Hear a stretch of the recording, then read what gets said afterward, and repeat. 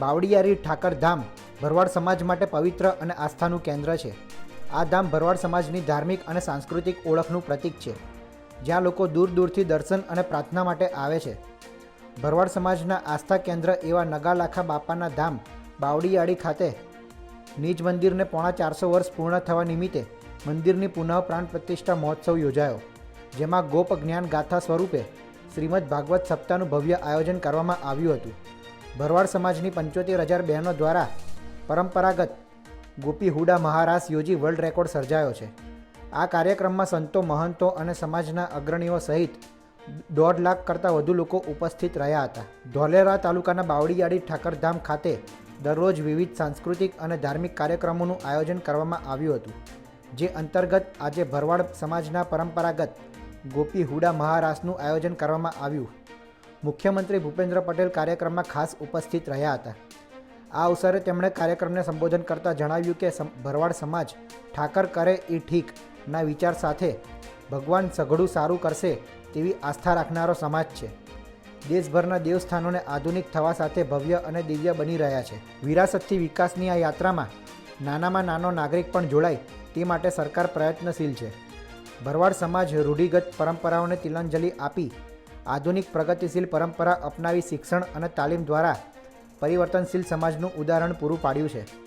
બાવળિયારી ધામ ખાતે પુનઃ પ્રાણ પ્રતિષ્ઠા સાથે શ્રીમદ ભાગવત કથા, એમાં આજે તારીખ 20/3/2025ના રોજ અમારે ભરવાડ સમાજની બહેનો દીકરીઓ દ્વારા પોતાના પોશાક ગણવેશ સાથે હુડારાસનું આયોજન હતું. એમાં આયોજન અમે 51,000નું કર્યું હતું, પણ સમાજનો ખૂબ ઉત્સાહ અને ખૂબ અવિરત સમાજ અહીં આવી રહ્યો છે. ત્યારે જે 75,000 પ્લસ પણ બહેનો અત્યારે જોઈ રહ્યા છો, અને આજે અહીંયા અમને વર્લ્ડ રેકોર્ડ પણ ભાઈ શ્રી આપના ગુજરાતના સીએમ ભૂપેન્દ્રભાઈ દ્વારા વર્લ્ડ રેકોર્ડ પણ આપવામાં આવ્યો છે.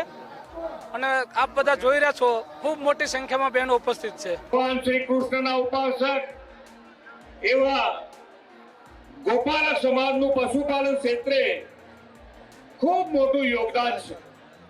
યુગોથી રચનાત્મક પ્રવૃત્તિઓમાં ભરવાડ ભાઈઓએ એકતાના દર્શન કરાવી સમાજમાં વિશ્વાસના વાતાવરણનું સર્જન કર્યું છે. ભરવાડ સમાજે રૂઢિગત પરંપરાઓને તિલાંજલિ આપી પ્રગતિશીલ પરંપરા, શિક્ષણ અને આધુનિક તાલીમ અપાવીને આદર્શ પરિવર્તનનું દ્રષ્ટાંત પણ પૂરું પાડ્યું છે. આદરણીય શ્રી નરેન્દ્રભાઈ મોદી હર હંમેશ કહે છે કે જ્યારે સરકારના પ્રયાસોમાં સમાજના પ્રયાસો જોડાય તો એ રાજ્ય અને દેશની પ્રગતિ હંમેશા બમણી થતી હોય છે. સંત શ્રી નગાલાખા બાપા સેવા ચેરિટેબલ ટ્રસ્ટ દ્વારા અનેકવિધ સેવાકીય પ્રવૃત્તિઓ પણ થઈ રહી છે. ઠાકરધામના અન્ન ક્ષેત્ર, ગૌશાળા, છાત્રાલય તથા સામાજિક અને શૈક્ષણિક પ્રવૃત્તિઓને અનેક લાભો પણ લોકોને મળી રહ્યા છે. દરેક નાગરિક, નાનામાં નાનો માણસ પણ વિકાસના મુખ્ય પ્રવાહમાં જોડાય અને વિકાસ યાત્રાનો ભાગ બને એ માટે સરકાર હંમેશા પ્રયત્નશીલ છે. લોકોની પોતીકી સરકારના વિકાસ કાર્યો અવિરતપણે ચાલતા રહેશે, પરંતુ સાથોસાથ આપણી સંસ્કૃતિ, વારસાનું જતન થાય તે પણ આપણે સુનિશ્ચિત કરવાનું છે. આદરણીય વડાપ્રધાનશ્રીએ વિકાસની વિરાસતનો મંત્ર આપ્યો છે. આજના દિવસે 75,000થી વધુ બહેનોએ, દીકરીઓએ પરંપરાગત પહેરવેશમાં હુડો રાસ રમ્યો છે. હુડો રાસ એ માત્ર ભરવાડ સમાજ જ નહીં, પરંતુ સમગ્ર ગુજરાતની સંસ્કૃતિનું ઓળખ છે.